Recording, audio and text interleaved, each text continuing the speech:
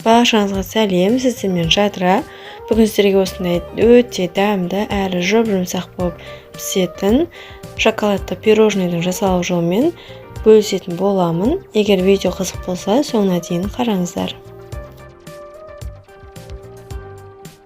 Ең алдымен сары майымыз бен шоколадымызды газға қойып ерітіп аламыз. Біздің тестамыз дайындап жатқан кезде ол суып тұруы қажет. Ал тестамыз дайындау үшін ең алдымен бізге 4 жұмыртқа қажет болады. Әуелі жай жылдамдықта жұмыртқамызды осылай миксермен араластырып бастаймыз.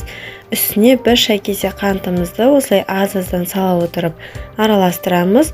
Одан кейін миксеріміздің жылдамдығын көбейтіп, әппақ көбік болғанша араластырамыз.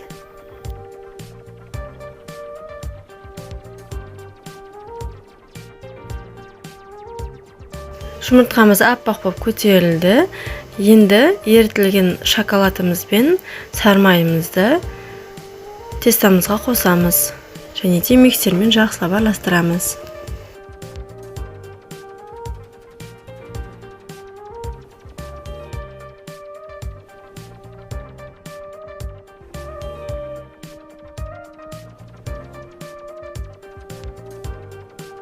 Енді бізге 1 шай кесе ұн қажет. Әуелі оның жартысын салып, астынан үстіге қарай жақсылап араластырамыз. Енді 1 шай қасық қопсытқыш, 1 немесе 2 шай қасық какао қосып, және де қалған жарты кесе ұнымызды салып, тағы да жақсылап араластырамыз.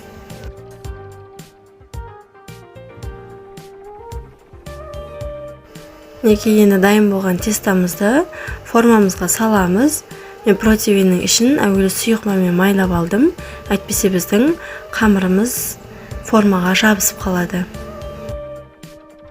Енді алдын ала қызып тұрған пеште 150 градуста 20-25 минут пісіріп аламыз. Қамырымыз біркелкі болып, тегіс болып жайылу үшін видеодағыдай кішкене ұрғылап жіберсеңіздер болады.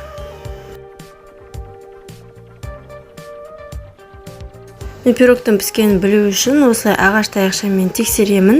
Егер таяқша құрғақ шығатын болса, онда пирог пісті деген сөз. Ал енді пирогқа крем дайындайтын боламыз. Ол үшін салқын кілегейімізді ыдысымызға құйып аламыз. Үстіне 3 шай қасық қант ұнтағын салып, миксермен жақсылап араластырамын. Біздің креміміз қоюлануы қажет. Соған дейін жақсылап араластырамыз. Онан соң үлкен қасықпен, яғни 3 ас қасық творожный сыр қосып, тағы да миксермен жақсылап араластырып шығамын. Бір ескерте кететіні, крем дайындайтын миксер мен ыдыс өте құрғақ әрі таза болуы қажет. Сол кезде біздің креміміз жақсылап көтеріліп, әрі нәзік болып шығады. Мен піскен пирогты осылай 2 бөлікке бөліп алдым, және ортасына жаңа дайын болған кремімізді осылай жағып шықтым. Егер видео ұнап жатқан болса, лайк басып пікір қалдыруды ұмытпаңыздар. Әрі басқа да видео рецепттерімді жоғалтып алмас үшін мені каналыма тіркеліп, қоңыраушаны баса кетіңіз. Әрі менен басқа да қандай видео рецепттерді күтетініңізді пікірге жаза кетіңіз. Пирогымыздың екінші бөлігін осылай үстіне қойып, жиегін бір тегіс етіп кесіп шықтым. Мен видеоға түсіруді ұмытып кетіппін. Дәл осы сәтте мен сливки мен шоколадты ерітіп алған болатынмын. Осылай ерітіп алып, суығаннан кейін пирогтың үстіне осылай жағып шықтым, және де шоколадымыз қатайғанша шамамен жарты немесе 1 сағатқа тоңазытқышқа қалдырдым. Енді пирогымызды осылай бірнеше бөліктерге бөліп алып, бетін өз қалауым бойынша әсемдедім. Менде кремнен шамалы қалған. Соны әр пирожныйдың үстіне гүл етіп құйып шықтым. Сіздер пирогты дәл осы шоколадты құйған күйінде қалдырсаңыздар болады, немесе түрлі идеяларыңызды қосып, басқаша етіп әсемдесеңіздер болады.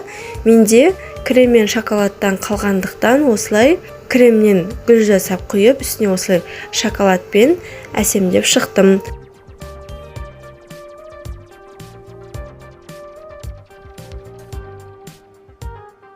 тоңазытқышқа бір түнге қалдыруға кеңес беремін. Сол кезде пирогтарыңызға крем сіңіп, жұмсақ болып тұрады. Егер қонақ күткенге дайындағыңыз келсе, бір күн бұрын жасап қоюға кеңес беремін. Мінекей, көріп тұрғандарыңыздай жұмсақ болып шықты. Мен бір түнге қалдырғанмын. Дәмі өте керемет. Сіздер де жасап көріңіздер. Егер видео ұнаған болса, лайк басып пікір қалдыруды ұмытпаңыздар. Әрі арнама тіркеліп, қоңыраушаны баса кетіңіз.